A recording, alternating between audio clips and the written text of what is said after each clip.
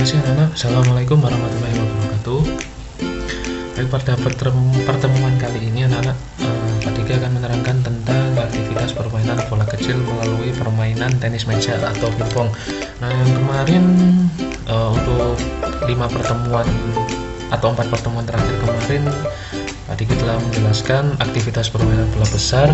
Yang kita ingat kembali ada 3 yang telah Pak Dika terangkan. Yang pertama ada sepak bola, yang kedua ada bola basket, dan ada bola voli. Lalu untuk bola kecil yang pertemuan kemarin sudah Pak Diki terangkan, yakni permainan bulu tangkis ya. Nah, untuk kali ini Pak Diki akan menerangkan tentang permainan tenis meja. Nah, sebelum kita bahas lebih jauh tentang tenis meja, ada baiknya kita mengenal dulu bagaimana sejarah atau awal mula dari permainan tenis meja ini bisa dikenal secara global atau mendunia begitu. Jadi pertama anak itu tenis meja itu merupakan salah satu cabang olahraga yang dimainkan di dalam gedung ya, indoor game. Jadi bukan outdoor game atau di luar gedung seperti permainan sepak bola, seperti permainan atletik lari begitu. Jadi kalau untuk tenis meja itu dilakukan atau dimainkan di dalam gedung atau indoor game. Nah, untuk pemainnya itu biasanya oleh 2 pemain atau 4 pemain ya. Jadi kalau 2 pemain itu 1 lawan 1, kalau 4 pemain itu biasanya 2 lawan 2 begitu. Nah, untuk cara memainkannya yakni dengan menggunakan net yang dilapisi karet untuk memukul bola ya. Jadi bola itu harus diupayakan melewati jaring di atas meja yang dikaitkan pada 2 tiang jaring. Nah, apabila kalian tidak memukul bola melewati net, maka tidak akan mendapatkan poin begitu. Jadi tidak mendapat poin dan bola ataupun poin akan diberikan kepada lawan. Jadi upayakan setiap mengembalikan bola ataupun setiap menservis bola itu melewati net anak-anak. Lalu untuk permainan tenis meja sendiri, istilah lainnya yakni seperti yang saya katakan tadi ada pingpong ya. Pingpong adalah merupakan cabang olahraga yang unik ya. Nah, sebenarnya tenis meja ini awal mulanya berasal dari Eropa pada abad pertengahan. Jadi pada abad pertengahan itu di Eropa itu awal mulanya itu tenis meja itu berasal ya, antara permainan kombinasi dari permainan tenis kuno, laut tenis, dan badminton. Itu jadi tenis meja itu kombinasi dari permainan tenis kuno, laut tenis, dan badminton, serta mulai populer di Britania atau Inggris pada pertengahan abad ke-19 dengan beberapa nama ya, bisa dikenal sebagai pingpong, gosima, wiff-woff, serta dikreasikan sebagai permainan hiburan setelah makan malam. Nah, ini untuk bahasa lainnya itu yang paling terkenal itu ya pingpong ini anak-anak ya. Jadi permainan ini mendapatkan tempat atau institusi resmi begitu ya untuk menghandle induk tenis meja dunia itu pada tanggal 15 Januari 1926 atas prakarsa dari Dr. George Lehmann dari Jerman ya. Lalu masuk ke Indonesia sekitar tahun 1930-an, namun hanya dilakukan di tempat-tempat pertemuan umum orang Belanda ya, karena di Indonesia sendiri pada periode tahun 1930-an ini masih banyak orang Hindia Belanda yang menjajah Indonesia ya. Jadi masih banyak orang Belanda begitu. Nah, itu tapi dulu dikenal dengan nama society begitu ya.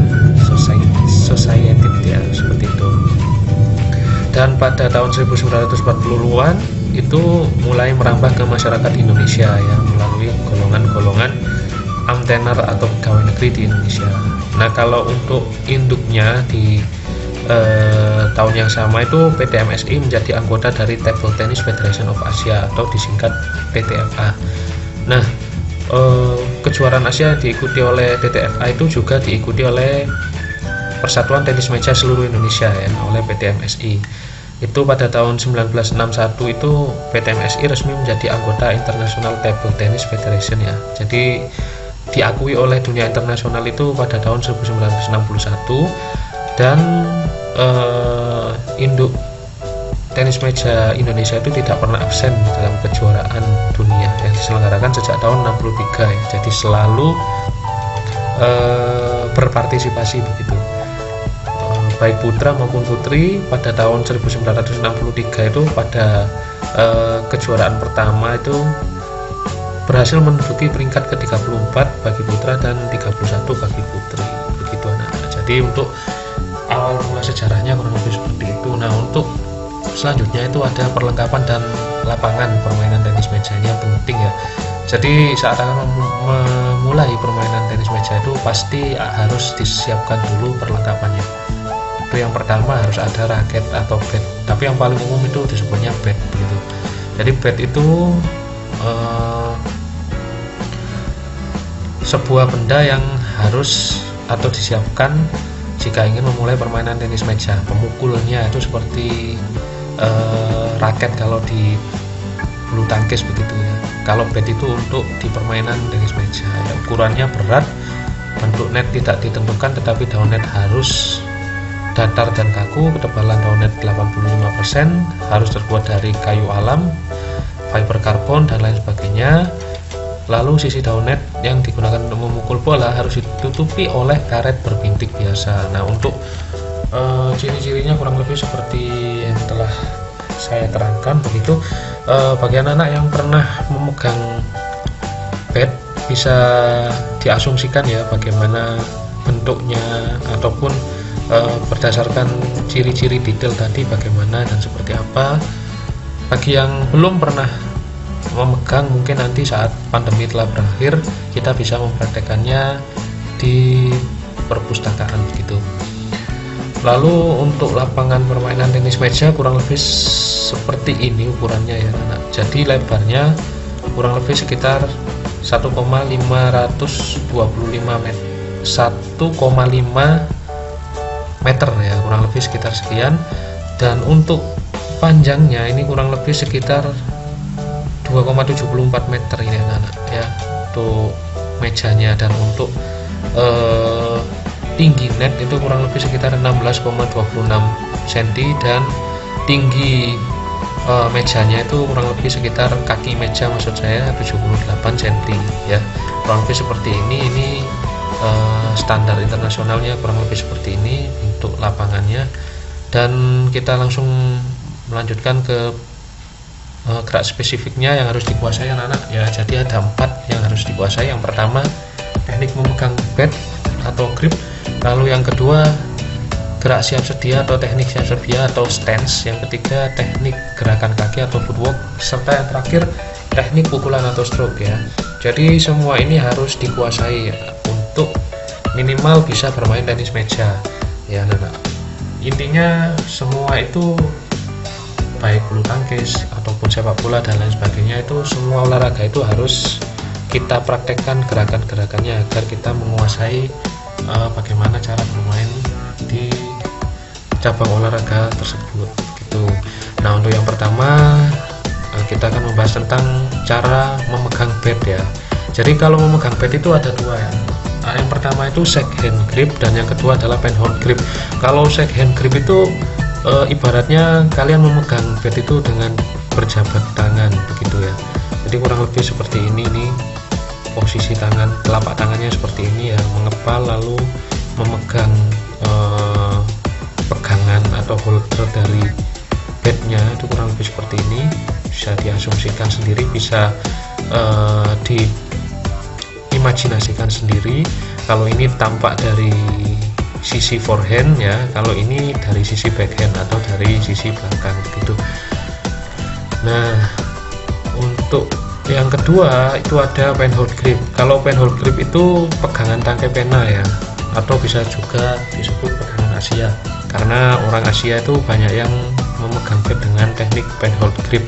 Kalau penhold grip berbeda dengan backhand grip ya, maksud saya shake hand grip. Kalau shake hand grip itu seperti berjabat tangan, kalau penhold grip itu seperti memegang tangkai pena, ini seperti ini, lebih belakang tangannya atau posisi tangannya seperti ini. Jadi beda ya anak-anak antara shake hand dan penhold, bisa dipahami kira-kira seperti itu. Lalu untuk yang selanjutnya ada gerak spesifik siap sedia atau stance ya. Stance ini artinya posisi kaki, badan, dan tangan pada saat bola atau pada saat memukul bola itu menunggu, jadi siap menunggu, jadi membungkuk ya. Kalau ada stance-nya itu yang biasa dilakukan itu ada square stand, side stand ya. Nah ini untuk square stand itu adalah posisi badan menghadap penuh ke meja. Biasanya posisi ini digunakan untuk siap menerima servis dari lawan atau siap kembali setelah mengembalikan pukulan dari lawan begitu. Lalu yang selanjutnya ada side stand. Side stand ini artinya posisi badan menyamping baik ke samping kiri maupun kanan ya. Pada side stand jarak antara bahu ke meja atau ke net harus ada yang lebih dekat. Kalau ilustrasi gerakannya seperti ini. Kalau yang ini posisi menghadap penuh ke meja square stand. Kalau ini yang square stand anak-anak. Kalau yang ini side stand untuk pukulan backhand ya. Jadi bisa kalian asumsikan sendiri dari penjelasan saya tadi. Ini ilustrasi gambarnya, ilustrasi gerakannya maksudnya Pak Diki begitu. Lalu ada yang selanjutnya ada gerakan kaki ya atau footwork. Nah, kalau footwork ini adalah kalau dari tenis meja itu garis besarnya itu sebagai dibedakan untuk nomor tunggal dan nomor ganda anak. Jadi kalau footwork yang digunakan dalam permainan single atau tunggal sudah otomatis digunakan dalam permainan ganda. Namun jika dilihat dari banyaknya langkah footwork, untuk tunggal dapat dibedakan menjadi 1 langkah atau 2 langkah dan 3 langkah atau lebih. Jadi footwork itu ibaratnya itu kalian melangkah ke kiri atau ke kanan ya, atau ke depan atau ke belakang untuk menerima bola dari lawan. Kalau footwork itu biasanya, kalau single itu biasanya jarak footworknya itu sangat berjauhan ya. Jadi bisa 3 langkah, bisa 4 langkah, karena untuk jarak yang tercover sendiri kita tidak mengandalkan teman atau rekan, jadi kita harus menutupi semua area permainan kita ya. Jadi kalau bola menyamping ke kiri, kita saat ada di posisi kanan kita harus segera menjangkau bola yang ada di posisi kiri, begitupun sebaliknya ya. Kalau misalnya bermain ganda, kita bisa mengandalkan rekan kita ya. Kalau kita di kanan, rekan kita di kiri, jadi footworknya tidak begitu kentara atau tidak begitu terlihat, kurang lebih seperti itu. Lalu yang selanjutnya ada, kalau ini yang selanjutnya ada gak spesifik pukulan ya. Kalau pukulan itu ada bermacam-macam. Yang pertama itu ada push, yang kedua ada drive, yang ketiga ada block, yang keempat ada chop, serta yang terakhir ada servis ya. Ini kelima gerakan yang harus dikuasai untuk kalian bisa mempraktekkan permainan tenis meja. Nah, untuk yang pertama ada push ya. Push adalah gerakan memukul bola dengan gerakan mendorong dan sikap bat terbuka ya. Jadi gerakan memukul bola biasa dengan gerakan mendorong ya. Jadi push ini biasanya digunakan untuk mengembalikan pukulan push itu sendiri dan pukulan chop. Ilustrasi gerakannya seperti ini anak-anak. Ini tangannya seperti ini ya.